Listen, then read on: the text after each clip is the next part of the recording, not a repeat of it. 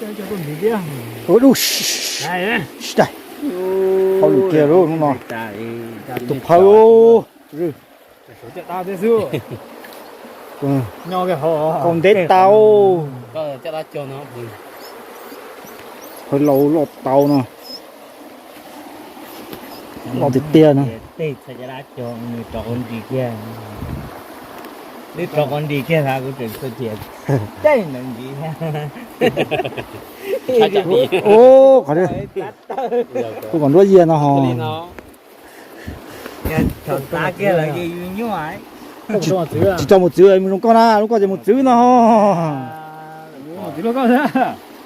Ô, một chữ họ cầu luôn nó chứ hò, xua chỉ bỏ nữa hò. Cháu nó ổ. Một quả. Này này. Có lọt tàu. Sao đây à? Ô, bộ nhưng mà chuyện đài rồi. À đó.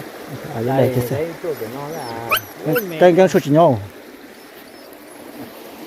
Chùa mà tàu nó đây những tàu to đấy thì cua đây đó. Cua đấy đây, cua. Có cầu đó. Còn có mà nhà là to. cú cái đó vậy. Anh điểm sai màu non ta. Ó là chuyện là tuột tàu nó nè. Tàu kìa. À thử những gì. Nó nói thì sai của nó chứ hả? Đó là luôn cái đó là ô chặt say đó giỏ. Có mà tàn nông. Nó mà ôm một số phải khởi lồng cao thì. Nó nói bự chơi nó được khởi. Nó mới cười quý một số. Rồi coi để con này đã lâu này. Cái niềng cành lên chỉ to à, nha. Trời. Chỉ to. To đâu con gì chỉ đà đấy. Chỉ to thôi, có chỉ to thôi. Con đến vùng nó đây coi. Con này tụi ta có chỉ to chẳng Điều luôn. này đứng ở chỗ ấy con đến phân nữa không? Ta cho nó khi nào mà nó cho sứ người tao á, câu à.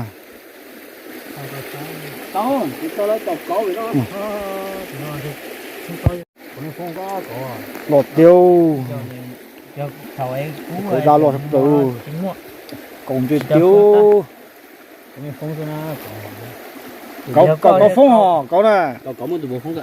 Riêng phóng đâu đấy, đấy là cú rồi xong rồi đâu phóng cầu à. Lọt thịt sút đồ. À. Còn chơi tao tao thọ cầu nữa nè.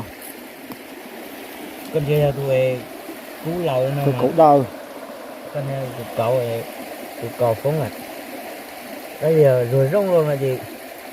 Tụi cầu nó chỉ cho phóng cá nó. Lọt tiêu nè.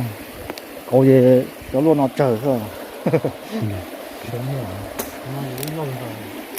Cái tụi đầu ấy nó chả thế này. Cái tụi nó máu. Nó Nó cổ, mình chơi tấu nè. có đang lo đâu rồi.